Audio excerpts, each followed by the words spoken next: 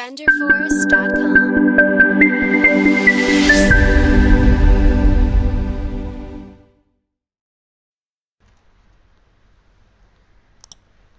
Hi, welcome back to my OpenGL tutorial. In this tutorial we will complete the skeleton of the program started in the previous video. One of the most important features of any graphics package is support for double buffering. This feature allows you to execute your drawing code while rendering to an off-screen buffer. Then a swap command places your drawing on screen instantly. Double buffering can serve two purposes.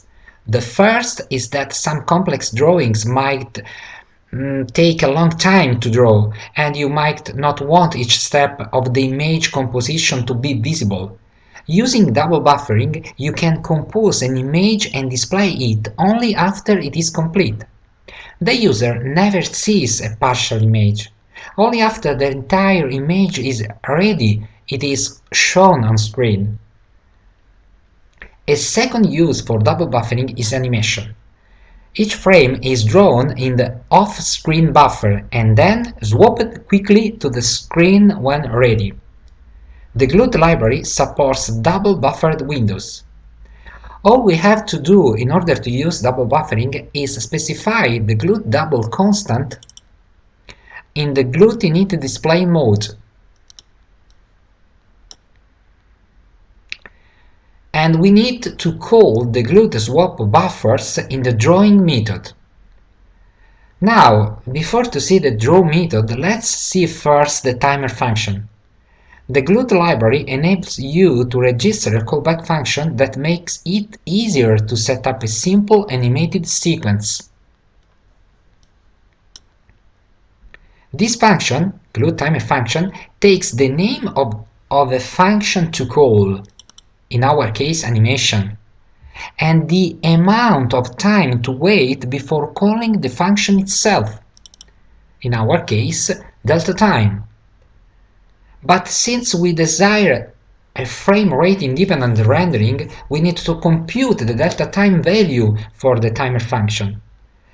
The delta time value is the time elapsed between two consecutive frames, and we can use the glute get method to compute it.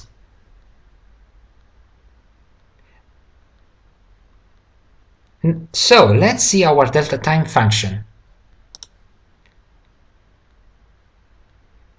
The implementation is very easy. First, we compute the current time using glute get. With glute get, we use glute elapsed time constant. Glute elapsed time is the number of milliseconds since glute init is called, or from the first call to glute get itself. We subtract from this value the computed previous time, and with a division for 1000 we can have the value expressed in seconds for delta time. Of course, we need to update the previous time variable with the current time value, and use again the glute timer function with the new delta time value. The animation method is called when the timer is expired. This method uses glute post redisplay OpenGL function, glute function, that marks the current window as needing to be redisplayed. Now we are ready to see the draw method.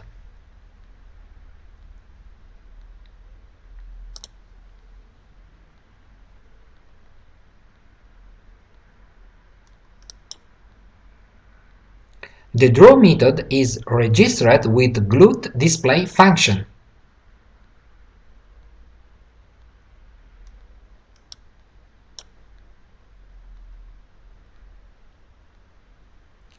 The glute display function establishes the function draw as the display callback function. This means that glute calls the draw function whenever the window needs to be drawn. This call occurs when the window is first displayed or when the window is resized or uncovered, for example. This is the place where we put our OpenGL rendering function calls. Within the method, we start using glClearColor. This function sets the color used for clearing the window. All we have done with glClearColor function, in our case, is set OpenGL to use black for clearing window.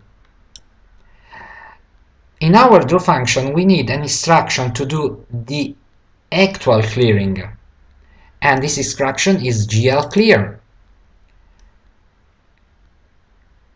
The glClear function clears a particular buffer or combination of buffers. A buffer is a storage area for image information. The red, green and blue components of a drawing are usually collectively referred to as the color buffer or pixel buffer. In the next line of code, we use color and step variables in order to realize a nice fade effect for the first triangle.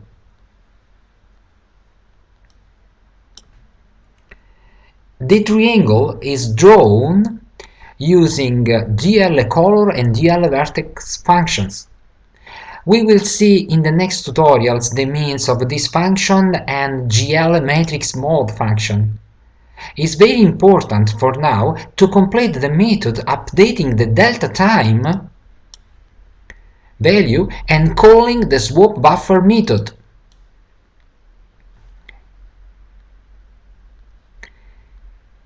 The call to Glute create window method actually creates the window on the screen. Now, because window size changes are detected and handled differently under various environments, the Glute library provides the function glute reshape func which registers a callback that the Glute library will call whenever the window dimensions change.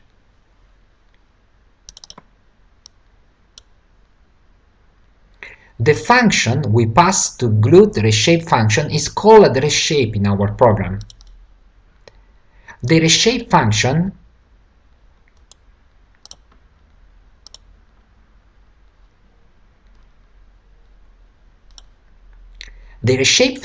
receives the new width and height whenever the window size changes.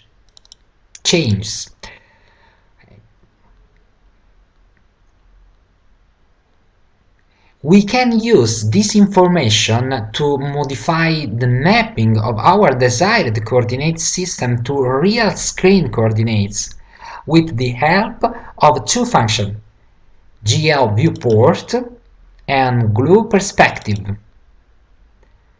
In this case, we will see in the next tutorial the means of this function.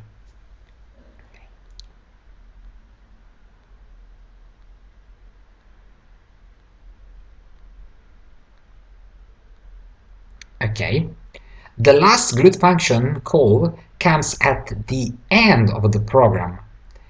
Glute main loop. This function starts the Glute framework running.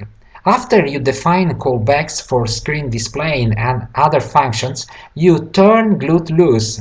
Glute main loop never returns after it is called until the main window is closed and needs to be called only once from an application.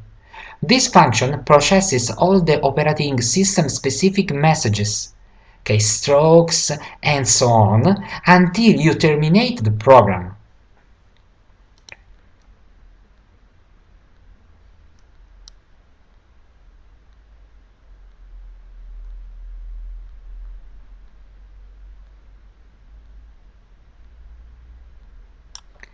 Now we are ready to see the program in action.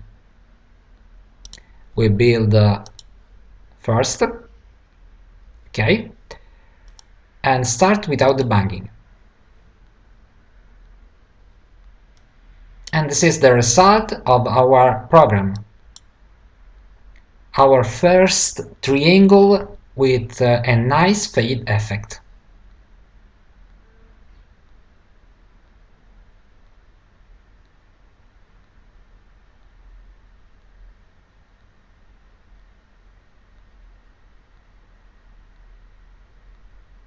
Okay, the tutorial is terminated. See you soon in the next video.